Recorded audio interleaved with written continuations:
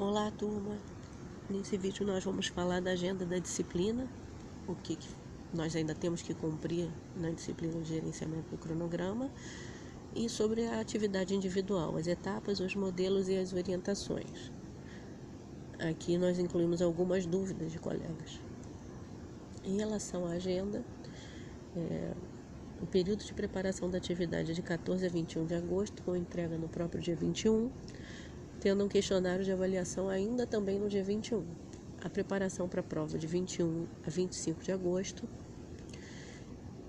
E em relação à atividade individual, é importante informar vocês que o trabalho ele vai ser entregue completo, com todas as etapas, e eu vou fazer uma revisão prévia e devolver alterado para vocês com prazo para revisão.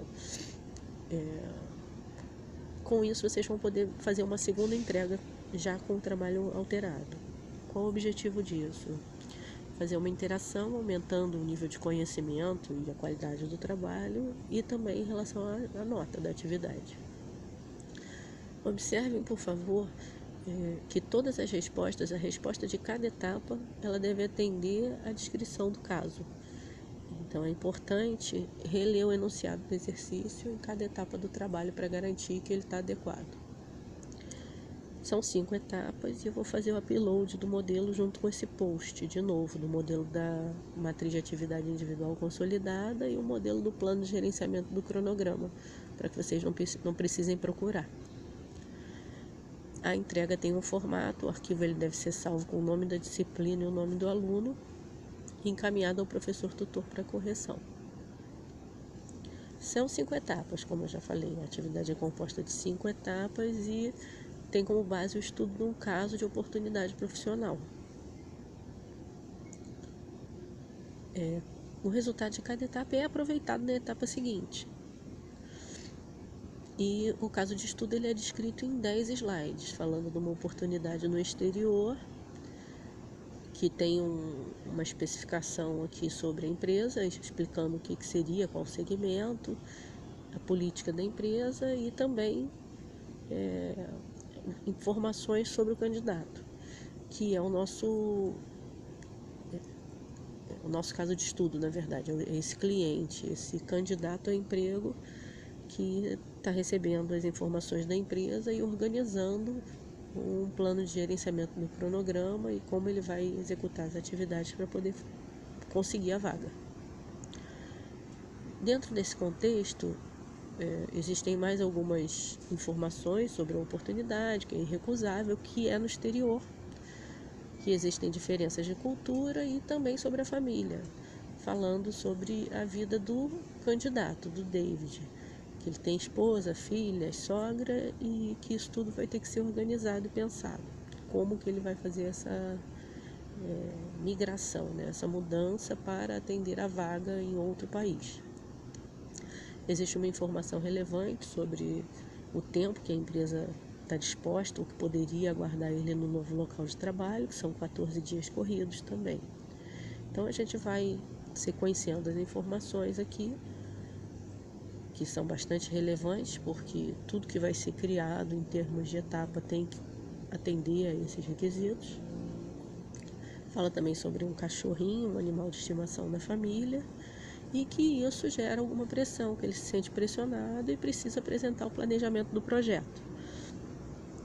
Na primeira etapa, alguns documentos eles já são previamente preenchidos. A gente tem quais são os principais produtos, as premissas e restrições desse projeto, caso de estudo ou oportunidade profissional, e uma estrutura analítica do projeto, para vocês se basearem. Em cima desses documentos, eu estou passando aqui os slides, né? As premissas e restrições, a estrutura analítica. Em cima disso vai ser criada a lista de atividades. Observando o EAP, cada pacote de trabalho do EAP, vocês vão ter que descrever quais seriam as atividades necessárias para executar aquele pacote de trabalho. Isso é a etapa 1. Nesse ponto da disciplina, eu acredito que vocês já têm um entendimento maior sobre o que é a estrutura analítica do projeto, porque nós estamos num par de disciplinas junto com gerenciamento de cronograma, Então, como eu falei, vocês vão pegar o pacote de trabalho que está dentro da EAP e entender o que é necessário, quais são as tarefas necessárias para chegar à execução daquele pacote de trabalho, para ter aquela entrega concluída. Isso é a lista de atividades. Em relação a isso, é necessário entender que existe uma precisão gerencial, que pode ser maior ou menor. O que a gente quer dizer com isso? Existe uma necessidade que é associada à forma como o cronograma vai ser acompanhado. Então, tem informações que vão gerar maior quantidade de atividades, uma precisão gerencial maior ou menor vai gerar maior quantidade de atividades ou uma menor quantidade de atividades para acompanhamento. Com isso, a gente conclui a etapa 1. Existe também uma sugestão de nomenclatura que é usada para descrever pacotes de trabalho como substantivos, descrever atividades como verbos no presente e os marcos como verbos no passado e substantivos. Com isso, tendo a lista de atividades, vai ser a etapa 2 agora, que é elaborar um diagrama de rede, utilizando o PDM, o método do diagrama de precedência. Aqui tem um comentário falando para vocês utilizarem interdependências obrigatórias e preferenciais com diferença de cor. E na etapa 3, já tendo as atividades e um diagrama que mostra qual seria a ordem de tratamento dessas atividades, é feita uma estimativa de duração de cada atividade e, consequentemente, uma estimativa de duração do projeto, utilizando PERT. Existe um comentário aqui falando sobre a estimativa otimista, pessimista e realista, e elas vão se utilizar de uma fórmula, da fórmula de PERT. É calculado o desvio padrão e a gente vai observar na etapa 4 que o projeto ele pode estar nesse ponto com folga negativa. Por quê? Porque as durações elas vão ser estimadas em cima de uma base realista. Então, agora a gente vai verificar se essa estimativa que a gente gerou, se ela atende à data que foi prevista lá no escopo, do caso de estudo.